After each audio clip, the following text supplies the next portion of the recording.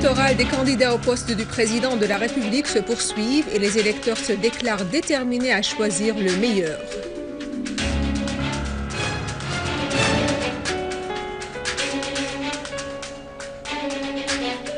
Vaste opération militaire menée par l'armée dans les banlieues de Damas, Daraa et Alep.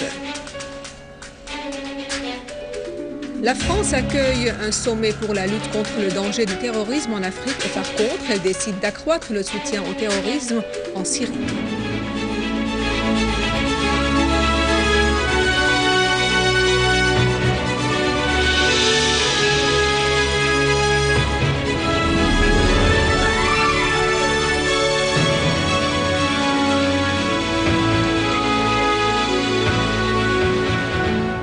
Bon après-midi, après les titres, voici notre journal. L'Assemblée du peuple a tenu aujourd'hui une séance. Le président de l'Assemblée du peuple, Mohamed Jihad al-Laham, a affirmé que la Syrie a besoin de tout Syrien honnête qui exerce son droit au vote, comme sur le terrain, au laboratoire, à l'école, à l'université, soulignant que ceux qui s'abstiennent à exercer leurs droits constitutionnels démissionnent de leur droit national et abandonnent leurs fonctions. Laham a appelé à prendre les mesures et les procédures qui assurent une atmosphère appropriée pour un accès facile des électeurs aux urnes en toute sécurité. Laham a souligné que l'Assemblée a adressé des invitations à 13 parlements et des pays amis pour envoyer des délégations et des personnalités compétentes au processus électoral et poursuivre les élections présidentielles en Syrie. Le Premier ministre Wael Halaqi a pour sa part déclaré dans un discours devant l'Assemblée que l'économie syrienne est restée ferme malgré l'escalade de la guerre terroriste et les sanctions économiques imposées à la Syrie. Mais elle a commencé à se relancer depuis le début du processus de production et des plans de reconstruction. Al-Halaqi a ajouté que l'État assume ses responsabilités devant tous ses citoyens et assure leurs besoins dans les différents gouvernorats, notamment les régions encerclées par des terroristes. Al-Halaqi a précisé que le gouvernement a commencé à réhabiliter les régions sûres pour le retour de tous les citoyens dans leurs foyers. L'État responsable de tous ses citoyens assure ses besoins dans plusieurs provinces, dans des domaines particuliers qui est encerclé par des terroristes. Ils ont commencé à réhabiliter les zones éditées par l'armée arabe syrienne pour le retour de tous les citoyens dans leurs foyers, en présence du Premier ministre et des ministres.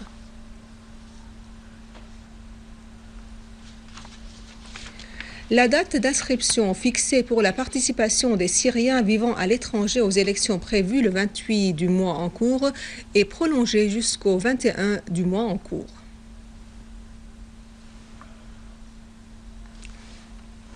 Les campagnes électorales des candidats au poste du président de la République arabe syrienne se poursuivent au milieu des activités populaires organisées dans les différents gouvernorats en appui à l'échéance prévue le 3 juin prochain à l'intérieur du territoire syrien.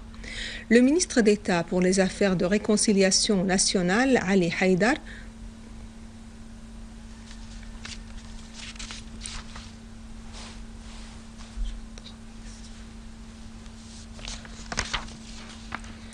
Le ministre d'État pour les affaires de réconciliation nationale, M. Ali Haïdar, a affirmé la disposition du ministère à régulariser la situation de chacun voulant revenir à la patrie. Lors d'une visite au centre d'accueil provisoire d'Hassan Moubayed à Idleb, Haïdar a souligné l'intérêt accordé par la Syrie au gouvernorat d'Idleb, précisant que sa visite s'inscrit dans le cadre du projet de réconciliation nationale.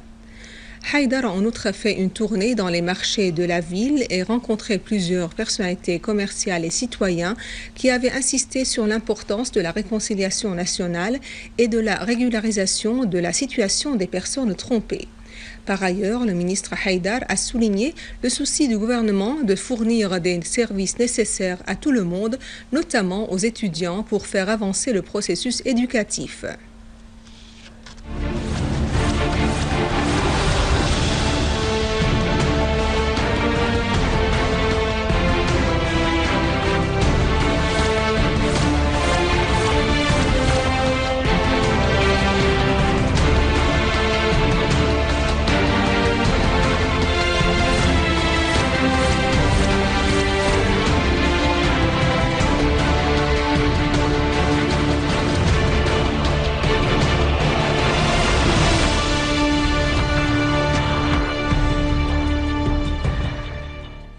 Des unités de l'armée arabe syrienne continuent de poursuivre les terroristes.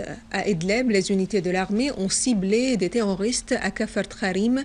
19 terroristes ont été tués et plusieurs autres blessés. L'armée a détruit 3 voitures pick-up équipées de mitrailleuses lourdes dans le secteur d'Al-Qamwa, au gouvernorat d'Idlib également.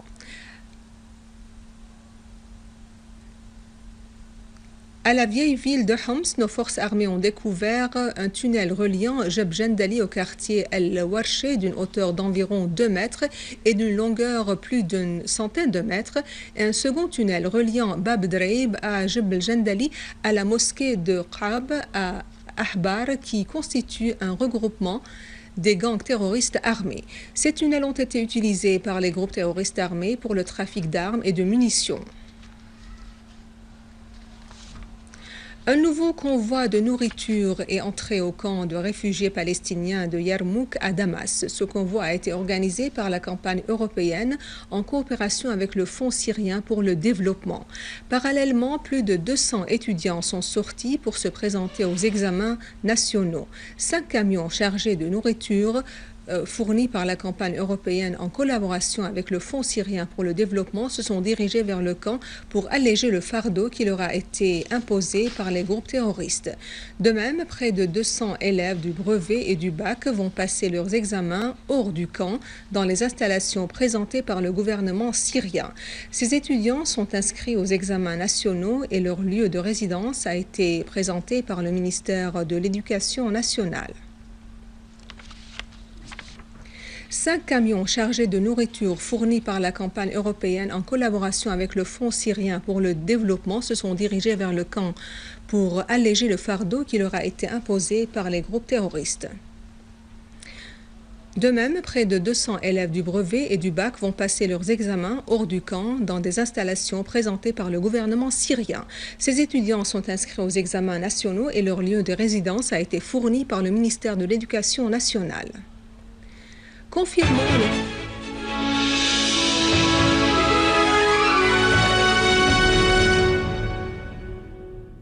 Confirmant leur politique de double mesure, la rencontre des dirigeants occidentaux se tient à Paris pour condamner le groupe terroriste nigérian Boko Haram malgré leur soutien public et leur financement des groupes terroristes en Syrie. Paris a tenu un sommet international en présence du président nigérien Goodluck Jonathan et des dirigeants et des pays voisins, ainsi que des représentants de la Grande-Bretagne et des États-Unis, ainsi que l'Union européenne, pour discuter de la menace du groupe armé Boko Haram qui a enlevé 200 filles en avril dernier par des terroristes de Boko Haram. Les participants à la réunion de Paris ont critiqué le président nigérien Goodluck Jonathan en raison de l'échec de son gouvernement de faire face à la crise déclenchée par Boko Haram. Parallèlement, Paris ignore le drame des centaines de Syriens kidnappés à Adra et Latakia. Le président français François Hollande a confirmé que Boko Haram représente maintenant une menace pour l'Afrique occidentale et centrale, australe et centrale, et d'avoir des liens avec des groupes militants en Afrique du Nord. Il a appelé à un plan global pour faire face à ce groupe terroriste et la protection des frontières. Le ministre britannique des Affaires étrangères William Hague veut envoyer des conseillers pour aider l'armée nigériane dans cette mission. L'Association syrienne des documentalistes a effectué une tournée dans la citadelle de Damas. Plus de 100 jeunes Syriens ont organisé avec l'Association syrienne des documentalistes une campagne de visite pour les différents sites archéologiques et historiques de l'ancienne ville de Damas. Le but de cette visite est de répertorier d'une nouvelle façon, d'une nouvelle manière ces monuments et faire état de ces lieux. À la fin de ce journal, je vous rappelle les principaux titres. Les campagnes électorales des candidats au poste du président de la République se poursuivent et les électeurs se déclarent déterminés à choisir le meilleur. Vaste opération militaire menée par l'armée dans les banlieues de Damas, Daraa et Alep.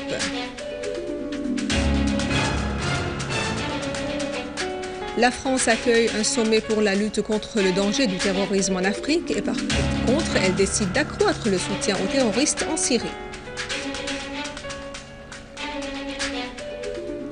Et à la fin de ce journal, je vous rappelle que vous pouvez consulter notre site internet syriaonline.sy pour revoir ce journal et davantage d'informations.